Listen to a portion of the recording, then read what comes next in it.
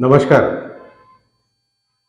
इस चुनाव ने बहुत बड़े बड़े पीपल के पेड़, बरगद के पेड़ धराशायी कर दिए हैं और ये ज़्यादातर कांग्रेस के ही हैं, जिनका अब राजनीतिक जीवन या राजनीतिक सफ़र हम कह सकते हैं वो समाप्त होने वाला है या हो गया है कई केसेस में।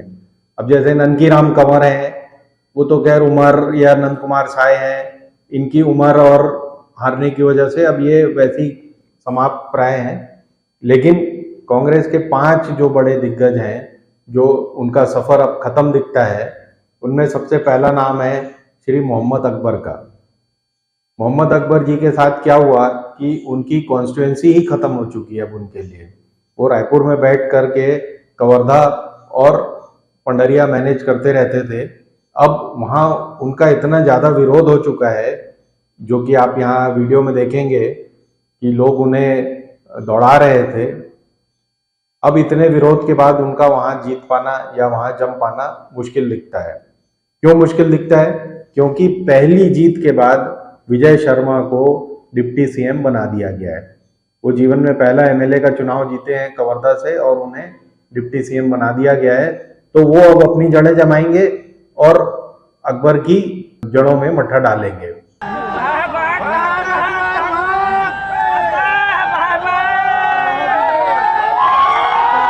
तो रायपुर से वो लड़ नहीं सकते, वापस अपनी कॉन्स्टिट्यूंसी में जाना उनका मुश्किल है।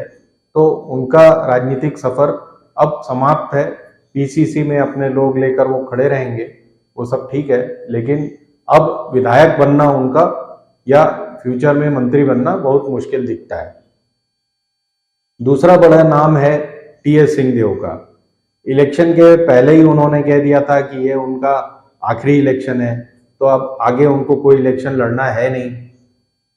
अभी वो कांग्रेस सीडब्ल्यूसी या कोई विशेष समिति के मेंबर हैं, तो वहां पर या चुनाव समिति के मेंबर हैं वहां पर, तो थोड़ा बहुत अभी उनकी पूछ परख बनी रहेगी।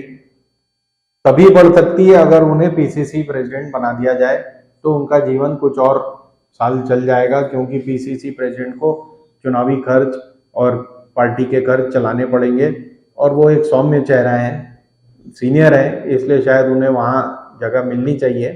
अदरवाइज उनका राजनीतिक सफर यहीं तक का था। उनका कोई उत्तराधिकारी भी नहीं है जो जीत सके वहां से, जब वो खुद हार गए। तो अब उनका भी राजनीतिक सफर समाप्त प्राय है। तीसरा नाम है श्री अमितेश शुक्ला का, जिन्होंने अपनी 3 पीढ़ी की जो साख थी उसे 3 बार राजिम में हार कर खत्म कर दिया है।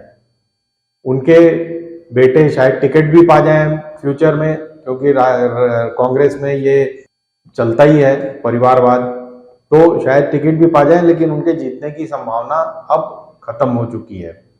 राजिम कॉन्स्टिट्यूंसी में अब साहूवाद चल पड़ा है, तो वहां से अब चाहे इस पार्टी या उस पार्टी से साहू ही जीत के आएगा। और रायपुर या महासमुंद पहले से ही शुक्ला परिवार के लिए कमजोर हो चुका था, इसलिए अब अमितेश परिवार का ये मतलब शुक्ल परिवार का ये आखिरी चुनाव था। इसके बाद उनका कहीं भी जम पाना मुश्किल है, आप खुद सोच कर देखिए। चौथा नाम है एजाज ढेबर का। एजाज ढेबर जो एक पार्षद के लायक उनका व्यक्तित्व है और उनका जो हैसियत है वो एक पार्षद के लायक थी, वो बन गए मेयर, क्योंकि उन्हें श्री बघेल जी का समर्थन प्राप्त था, जिन्होंने कुछ चेंजेस किए नगर निगम के मेयर के इलेक्शन में। उसके चक्कर में उनके कैंडिडेट के तौर पर ढेबर जी मेयर बन गए हैं शहर के।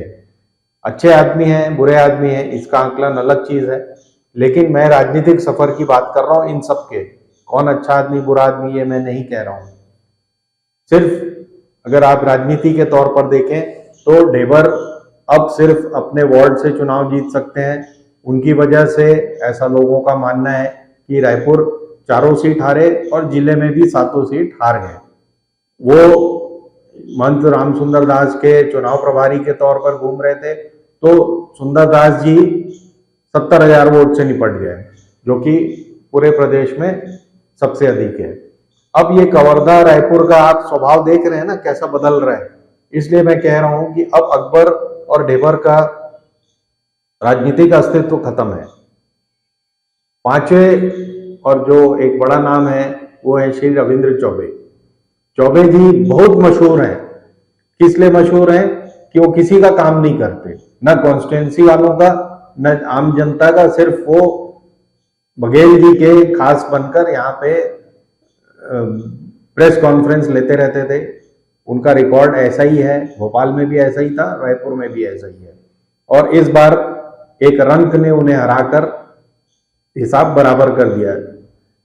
वहां की जनता उनसे त्रस्त थी और वो अब खुद भी इतने बीमार हैं, ऐसा लोग बताते हैं, कि उनका इसके आगे का राजनीतिक सफर मुश्किल दिखता है।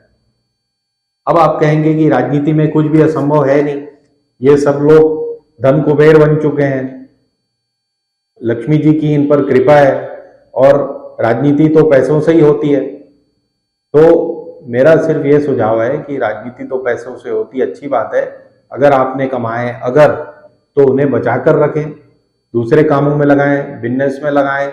और राजनीति में लगाने की अब कोई संभावना या कोई वजह नहीं दिखती मुझे इन लोगों के लिए। अगर ये राजनीति में पैसा लगाएंगे तो जैसा जोगी जी के टाइम हुआ था, 15 साल के लिए गए, श्री बघेल जी ने भी वैसे ही कर दिया है। कांग्रेस 15 साल के लिए यहां से लुप्त प्राय है, आज की तारीख में ऐसा प्रतीत होता है। अब पीसीसी अध्यक्ष की बात जो मैंने कही थी, जो भी पीसीसी का अध्यक्ष बनेगा, चाहे सिंहदेव बनते हैं, चाहे चरणदास बनते हैं, या कोई नया नाम सामने आता है दीपक बैज की जगह पे, उसको पार्टी चलाने के लिए पैसे की जरूरत पड़ेगी। और इस वक्त कांग्रेस के अंदर कोई भी पैसा निकालने को तैयार नहीं दिखता, न आने वाले 5, 7, 8, 10 सालों में कोई निकालेगा पैसा जिससे कि पार्टी का पोषण हो सके, जैसा कि मध्य प्रदेश में किया कमलनाथ जी ने, या राजस्थान में तो गवर्नमेंट थी तो वहां पर गहलोत ने किया।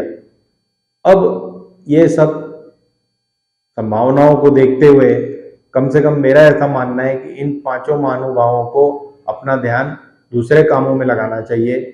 पार्टी को भी अपना ध्यान, जो सेकेंड रन के लीडर है, सर्वे किया था ना पार्टी ने, एक बहुत बड़ा सर्वे किया था, या कम से कम सर्वे का नाटक किया था, उसके बाद 2-2 नाम हर कॉन्स्टिट्यूंसी से गए थे। तो आपके पास 180 नामों की लिस्ट है, उनमें से आप ढूंढिए जो हर कॉन्स्टिट्यूंसी में जो आदमी सेकंड नंबर पे था, जिसकी टिकट काट के आपने पहले 90 लोगों को दी, तो उन 90 लोगों पर ध्यान दीजिए जो सेकंड आए थे हर कॉन्स्टिट्यूंसी में। इसका मतलब है कि उस कॉन्स्टिट्यूंसी में उस व्यक्ति का वजूद है, तो उसके वजूद को न नकारें, उसको बढ़ावा दें और अगले चुनाव की तैयारी करें। मेरा तो कांग्रेस को यही संदेश है। धन्यवाद। हिंदुस्तान जिंदाबाद।